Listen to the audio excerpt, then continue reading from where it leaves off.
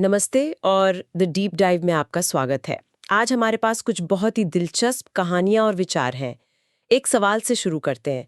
कभी सोचा है कि पैसे के मामले में दुनिया के सबसे तेज दिमाग वाले लोग, मतलब बेहतरीन यूनिवर्सिटी से पढ़े हुए लोग, अक्सर गलतियां क्यों कर बैठते हैं? हाँ, और वहीं दूसरी तरफ कुछ ऐसे लोग जिनका फाइनेंस से दूर-दूर तक कोई लेना-देना नहीं होता, वो कमाल की दौलत बना लेते हैं।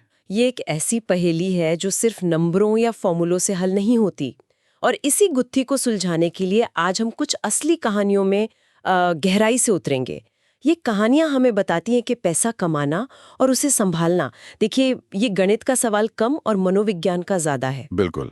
और इसकी सबसे बेहतरीन मिसाल है दो लोग जिनकी कहानियां एक दूसरे से बिल्कुल उलट हैं। पहली कहानी है रोनाल्ड रीड की। हाँ, रोनाल्ड रीड। ये भद्रलोक वर्मोंट में एक चौकीदार और गैस स्टेशन अटेंडेंट थे। अपनी पूरी जिंदगी इन्होंने एक बेहद साधारण किफायती जीवन यापन किया। जी। उनके पड़ोसी भी उन्हें बस एक मामूली भरा आदमी समझते थे। किसी को अंदाजा नहीं था कि जब 2014 में 92 साल की उम्र में उनकी मृत्यु हुई तो उनकी वसीयत से पता चला कि उन्होंने $8 मिलियन यानी आज के हिसाब से लगभग 65 करोड़ रुपए से ज्यादा की संपत्ति छोड़ी थी। सोचिए, $8 मिलियन। और उसका भी बड़ा हिस्सा उन्होंने एक लोकल हॉस्पिटल और लाइब्रेरी को दान कर दिया। किसी को यकीन ही नहीं हुआ। यकीन होना मुश्किल भी है। एक चौकीदार जिसने ब्लू चिप स्टॉक्स में चुपचाप निवेश करके इतनी बड़ी दौलत बना ली। ये कहानी तो दिमाग हिला देती है। और अब सिक्का पलटते हैं और दूसरी कहानी देखते हैं, रिचर्ड फास्कोन की। हाँ, ये कहानी तो और भी ज्यादा चौंकाने वाली है। ये भद्रलोक रोलिंग रीड से बिल्कुल विपरीत थे। हार्वर्ड से पढ़े हुए, मेरिल लिंच जैसे बड़े बैंक में एक टॉप के एग्जीक्यूटिव। उन्होंने इतनी शानदार सफलता पाई कि 40 की उम्र में ही रिटायर हो गए। बाहर से देखने पर उनकी जिंदगी एक सपने जैसी लगती थी। कनेक्टिकट में लगभग 18,000 स्क्वायर फीट का एक आलीशान घर, जिसमें 2 एलिवेटर, 7 गराज और 2 स्विमिंग पूल थे। महीने का मेंटेनेंस ही $90,000 से ज्यादा था। बाप रे। पर फिर 2008 का वो वित्तीय संकट आया और उस तूफान में सब कुछ बिखर गया। भारी कर्ज, लिक्विडिटी की कमी और उनकी सारी संपत्ति उस आलीशान घर में फंसी हुई थी जो बिक नहीं रहा था। कुछ ही समय में हार्वर्ड का वो पढ़ा लिखा जीनियस दिवालिया हो गया। तो एक तरफ एक चौकीदार जो करोड़पति मरा, और दूसरी तरफ एक फाइनेंशियल एक्सपर्ट जो दिवालिया हो गया। ये बात हजम नहीं होती। तो फिर मामला क्या है? ये आईक्यू का खेल है या किसी और चीज का? यही आज की हमारी बातचीत का सार है। ये कहानियां चीख चीख कर कहती हैं कि पैसे के साथ आपका रिश्ता आपकी बुद्धिमत्ता से तय नहीं होता, बल्कि आपके व्यवहार से तय होता है। ये कोई हार्ड साइंस जैसे फिजिक्स या केमिस्ट्री नहीं है जहां नियम हमेशा एक जैसे रहते हैं। अच्छा। ये एक सॉफ्ट स्किल है जहां आप क्या जानते हैं उससे ज्यादा जरूरी ये है कि आप बर्ताव कैसे करते हैं। मतलब ये जानना कि क्या करना है, और असल में जब दबाव और लालच का पल आता है तब वो कर पाना। बिल्कुल। इन दोनों में जमीन आसमान का फर्क है। बिल्कुल। पैसा नियमों और कानूनों की तरह कम और भावनाओं, बारीकियों और अहंकार की तरह ज्यादा काम करता है। तो अगर सिर्फ स्मार्ट होना या ज्यादा पैसा कमाना ही आखिरी मंजिल नहीं है, तो फिर है क्या? आखिर लोग इतनी मेहनत करते क्यों हैं? मुझे एक कहानी याद आती है। एक दोस्त था जिसने बहुत गरीबी देखी थी और उसका बस एक ही सपना था, डॉक्टर बनना। उसे लगता था कि डॉक्टर बनते ही उसकी सारी परेशानियां खत्म हो जाएंगी और वो खुश रहेगा। और उसने वो सपना पूरा भी किया होगा, बहुत मेहनत से। हाँ, दिन रात एक करके पढ़ाई की और एक कामयाब डॉक्टर बन गया। लेकिन कहानी में एक मोड़ है। डॉक्टर बनने के बाद भी उसे वो खुशी नहीं मिली जिसकी उसने कल्पना की थी। ऐसा क्यों? बल्कि वो लंबे काम के घंटों, भारी भरकम स्टूडेंट लोन और करियर के तनाव में ऐसा फंसा कि उसे लगा कि वो अपनी जिंदगी जी ही नहीं रहा, बस उसे काट रहा है। उसे वो आजादी महसूस ही नहीं हुई जिसके लिए उसने इतनी मेहनत की थी। और ये कहानी सीधे उस मुद्दे पर आती है जिसे हम अक्सर नजरअंदाज कर देते हैं। देखिए, पैसे का सबसे बड़ा आंतरिक मूल्य, उसकी सबसे बड़ी ताकत ये नहीं है कि आप उससे कितनी महंगी कार या घड़ी खरीद सकते हैं। तो फिर क्या है? उसकी सबसे बड़ी ताकत है अपने समय पर नियंत्रण देना। मतलब असली अमीरी ये नहीं कि आपके पास फरारी हो, बल्कि ये है कि आप सुबह उठकर कह सकें, आज मेरा जो मन करेगा मैं वो करूंगी, जिसके साथ मन करेगा उसके साथ करूंगी। और जब तक मन करेगा तब तक करूंगा। बिल्कुल सही पकड़ा, यही असली दौलत है। ये वो स्वतंत्रता है जो कोई आपसे छीन नहीं सकता। वाह। इसी से जुड़ी एक उद्यमी डेरेक सीवेर्स की कहानी है।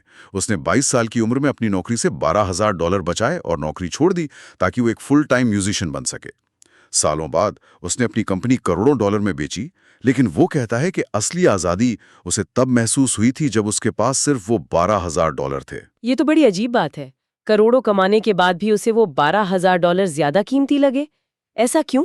क्योंकि उन $12,000 ने उसे अपनी जिंदगी का कंट्रोल अपने हाथों में लेने की ताकत दी थी। उसने कहा, मैं अपनी छोटी सी आमदनी से अपना किराया दे सकता था और मेरा बाकी का दिन मेरा अपना था। उसके लिए असली दौलत वो करोड़ों डॉलर नहीं थे, बल्कि अपने समय का मालिक होना था। तो पैसा खुशी नहीं खरीदता? नहीं, लेकिन वो आपको अपनी जिंदगी अपनी शर्तों पर जीने का विकल्प देता है और उसी से खुशी का रास्ता खुलता है। ये एक बहुत ही शक्तिशाली विचार है। लेकिन यहीं पर एक सवाल उठता है। अगर असली दौलत अपने समय पर काबू पाना है, तो हम उन लोगों के बारे में क्यों सुनते हैं जिनके पास सब कुछ होता है, मतलब बेहिसाब दौलत, ताकत और आज़ादी, और फिर भी वो सब कुछ दांव पर लगा देते हैं बस थोड़ा और पाने के लिए? रजत गुप्ता का ही मामला ले लीजिए। एक आदर्श उदाहरण, रजत गुप्ता मैकेंजी जैसी दुनिया की सबसे प्रतिष्ठित कंसल्टिंग फर्म के सीईओ थे। 2008 में रिटायरमेंट के वक्त उनकी संपत्ति $100 मिलियन के करीब थी। वो दुनिया के सबसे सम्मानित लोगों में से एक थे। $100 मिलियन, मतलब एक ऐसी जिंदगी जिसकी ज्यादातर लोग कल्पना ही कर सकते हैं। उनके पास वो सब कुछ था जिसके बारे में हम अभी बात कर रहे थे, पैसा, प्रतिष्ठा और आजादी। फिर ऐसा क्या हुआ? हुआ ये कि वो अरबपति बनना चाहते थे। वो उस क्लब का हिस्सा बनना चाहते थे जहां जॉर्ज सोरोस और वॉरेन बफे जैसे लोग थे। और इस थोड़ा और की चाह में उन्होंने गोल्डमैन सैक्स के बोर्ड मेंबर होते हुए इनसाइडर ट्रेडिंग की। नतीजा, जेल गए और उनकी बरसों की कमाई हुई इज्जत मिट्टी में मिल गई। ये बात समझ से बाहर है। कोई इंसान जिसके पास पर्याप्त से कहीं ज्यादा हो, वो उन चीजों को दांव पर क्यों लगाएगा जो अमूल्य हैं, जैसे आजादी और प्रतिष्ठा, उन चीजों के लिए जिनकी उसे जरूरत भी नहीं है? यहाँ कभी पर्याप्त नहीं, यानी नेवर इनफ की मानसिकता काम करती है। और इसकी जड़ में एक बहुत ही खतरनाक चीज है, सामाजिक तुलना, सोशल कंपैरिजन। दूसरों से अपनी तुलना करना? हाँ, हम अपनी दौलत को अकेले में नहीं देखते, हम उसे दूसरों के मुकाबले में देखते हैं।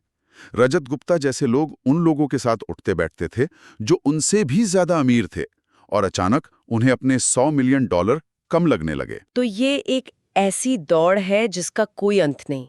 आप एक मंजिल पर पहुंचते हैं, अपने चारों ओर देखते हैं और आपको कोई और आपसे आगे नजर आता है। फिर आप एक नई और बड़ी मंजिल तय कर लेते हैं। ये तो एक जाल है। बिल्कुल, ये एक ऐसा जाल है जिसमें सबसे तेज दिमाग वाले लोग भी फंस जाते हैं। क्योंकि जब उम्मीदें असलियत से ज्यादा तेजी से बढ़ती हैं तो संतुष्टि कम हो जाती है। खुशी और स्थिरता बनाए रखने का सबसे मुश्किल और सबसे जरूरी काम ये जानना है कि कब रुकना है, कब गोलपोस्ट को आगे बढ़ाना बंद कर देना है।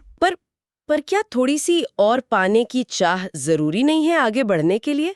अगर हर कोई मेरे पास पर्याप्त है सोचकर बैठ जाएगा तो तरक्की कैसे होगी? सवाल बहुत अच्छा है। यहाँ एम्बिशन और बेहिसाब लालच के बीच की महीन रेखा को समझना जरूरी है। एम्बिशन आपको आगे बढ़ाता है, लेकिन जब आप उन चीजों के लिए जोखिम लेना शुरू कर देते हैं जो आपके पास हैं और जिनकी आपको जरूरत है, उन चीजों के लिए जो आपके पास नहीं है और जिनकी आपको जरूरत भी नहीं है, तब आप खतरे के इलाके में आ जाते हैं। जैसे कि प्रतिष्ठा, स्वतंत्रता, परिवार? बिल्कुल, परिवार और दोस्त ये सब अमूल्य हैं।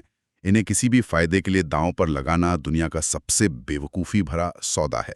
तो पर्याप्त को समझना एक बात है, लेकिन उस तक पहुंचने और सबसे जरूरी वहां बने रहने का तरीका क्या है, खासकर जब दुनिया इतनी अनिश्चित हो? इसका जवाब एक ऐसे कॉन्सेप्ट में छिपा है जिससे हम सब ने सुना है, लेकिन शायद उसकी असली ताकत को कभी पूरी तरह समझा नहीं। वो है चक्रवृद्धि, यानी कंपाउंडिंग का जादू। हाँ, अल्बर्ट आइंस्टाइन ने इसे दुनिया का 8वां अजूबा कहा था, और इसका सबसे बड़ा उदाहरण शायद वॉरेन बफे हैं। उनकी कुल संपत्ति आज लगभग $84.5 बिलियन है। ये आंकड़ा ही अपने आप में चौंकाने वाला है। लेकिन असली कहानी इस आंकड़े के अंदर छिपी है। क्या आप जानते हैं कि इस 84.5 बिलियन में से $81.5 बिलियन उनके 65वें जन्मदिन के बाद आए? क्या? एक मिनट, मतलब 99% से ज्यादा दौलत बुढ़ापे में बनी? ये तो अविश्वसनीय है। हम हमेशा उनके निवेश करने के कौशल की बात करते हैं कि उन्होंने कौन सा स्टॉक कब चुना, लेकिन ये आंकड़ा तो कुछ और ही कहानी बता रहा है। यही तो बात है। बफे की असली कला सिर्फ निवेश करना नहीं है, बल्कि लगभग 75 सालों से लगातार निवेशित रहना है। उनका जीनियस सिर्फ स्टॉक चुनना नहीं बल्कि समय है। उन्होंने चक्रवृद्धि को अपना काम करने के लिए दशकों का वक्त दिया। ये सुनने में बहुत आसान और बोरिंग लगता है, लेकिन असल में ये असाधारण रूप से शक्तिशाली है। ये सुनने में आसान लगता है, पर असल जिंदगी में करना शायद सबसे मुश्किल काम है।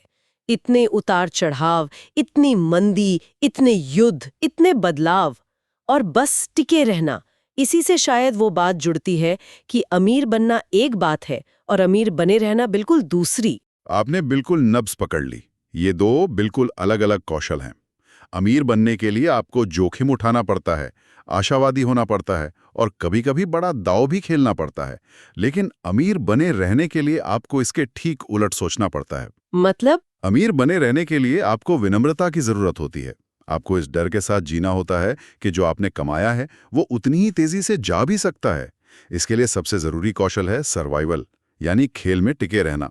आप कितने भी अच्छे रिटर्न्स कमा लें, अगर आप खेल से ही बाहर हो गए तो सब बेकार है। और इसका सबसे बड़ा उदाहरण शायद 1929 की महामंदी के हीरो जेसी लिवरमोर हैं।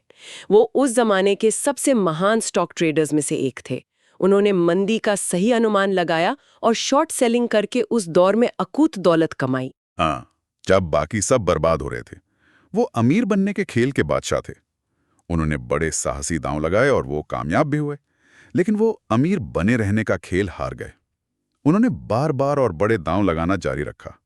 कुछ ही सालों के भीतर उन्होंने अपनी सारी दौलत गंवा दी और आखिरकार उन्होंने आत्महत्या कर ली। हाँ, और यहीं पर बफे की महानता समझ में आती है। अपने पूरे करियर में वो 14 से ज्यादा बड़ी मंदियों से गुजरे हैं, लेकिन उन्होंने कभी घबराहट में आकर अपना सब कुछ नहीं बेचा। उन्होंने कभी अपनी क्षमता से ज्यादा कर्ज नहीं लिया। और उन्होंने कभी ऐसा दांव नहीं खेला जो उन्हें खेल से बाहर कर सकें। वो बस टिके रहे। बस टिके रहे। बिल्कुल। उनका ध्यान हमेशा खेल में बने रहने पर रहा है। वो कहते हैं कि अच्छा निवेश सिर्फ अच्छे रिटर्न कमाने के बारे में नहीं है। ये लगातार ऐसे नतीजे देने के बारे में है जिन्हें आप दोहरा सकें और जिनके साथ आप लंबे समय तक टिके रह सकें। चक्रवृद्धि तभी अपना जादू दिखाती है जब आप उसे सालों और दशकों का वक्त दें, बीच में बिना किसी बड़ी रुकावट के। इसलिए सर्वाइवल ही सबसे बड़ी रणनीति है। तो आज की इस पूरी गहरी बातचीत से जो बड़ी बातें निकल कर आ रही हैं, वो काफी दिलचस्प है। पहली और सबसे जरूरी बात तो यह है कि पैसे का खेल दिमाग का कम और व्यवहार का ज्यादा है। एक साधारण चौकीदार भी सही व्यवहार से अमीर बन सकता है और एक जीनियस गलत व्यवहार से सब कुछ गंवा सकता है। दूसरी बात, पैसे का असली मकसद सिर्फ चीजें खरीदना नहीं, बल्कि अपनी जिंदगी और अपने समय पर नियंत्रण हासिल करना है। असली दौलत यही आजादी है। तीसरी बात, कभी पर्याप्त नहीं के जाल से बचना बहुत जरूरी है। ये जाल सामाजिक तुलना से पैदा होता है और अच्छे अच्छे लोगों को बर्बाद कर देता है। ये जानना कि आपके लिए पर्याप्त क्या है एक सुपर पावर की तरह है। और आखिर में, अमीर बनना और अमीर बने रहना दो अलग अलग बातें हैं। अमीर बने रहने का रहस्य है लंबे समय तक खेल में टिके रहना, ताकि चक्रवृद्धि का जादू अपना काम कर सके। इसके लिए बड़े मुनाफे से ज्यादा सर्वाइवल पर ध्यान देना जरूरी है। ये सभी बातें सिर्फ निवेश के लिए ही नहीं, बल्कि जिंदगी के कई पहलुओं पर लागू होती हैं। बिल्कुल। और जाते जाते एक और विचार छोड़ जाता हूं सोचने के लिए। हम सब अपने भविष्य के लिए योजनाएं बनाते हैं। हम उस इंसान के लिए बचत करते हैं, निवेश करते हैं जो हम 20, 30 या 40 साल बाद बनेंगे, है ना? हाँ बिल्कुल, हमारी सारी फाइनेंशियल प्लानिंग इसी पर तो टिकी है। लेकिन मनोविज्ञान में एक दिलचस्प कॉन्सेप्ट है जिसे इतिहास के अंत का भ्रम या एंड ऑफ हिस्ट्री इल्यूजन कहते हैं। ये कहता है कि हम इंसान ये तो आसानी से मान लेते हैं कि हम अतीत में बहुत बदले हैं, लेकिन हम ये मानने में बहुत बुरे हैं कि हम भविष्य में कितना बदलेंगे। हमें लगता है कि जो हम आज हैं, कमोबेश वही हम हमेशा रहेंगे। वाह, ये तो सोचने वाली बात है। मतलब हम एक ऐसे इंसान के लिए अपना आज और अपनी मेहनत लगा रहे हैं जिसे शायद हम भविष्य में पहचानेंगे भी नहीं। हमारी प्राथमिकताएं, हमारे शौक, हमारे सपने सब बदल सकते हैं। इसकी पूरी संभावना है। तो सवाल ये उठता है, अगर हम उस व्यक्ति के लिए बचत कर रहे हैं जो हमारे लिए एक अजनबी हो सकता है, तो हमें अपनी योजनाओं में कितनी और किस तरह की लचक या फ्लेक्सिबिलिटी रखनी चाहिए? क्या हमें इतने सख्त लक्ष्य बनाने चाहिए जो शायद भविष्य के हमको पसंद ही ना आए? इस पर सोचना जरूरी है।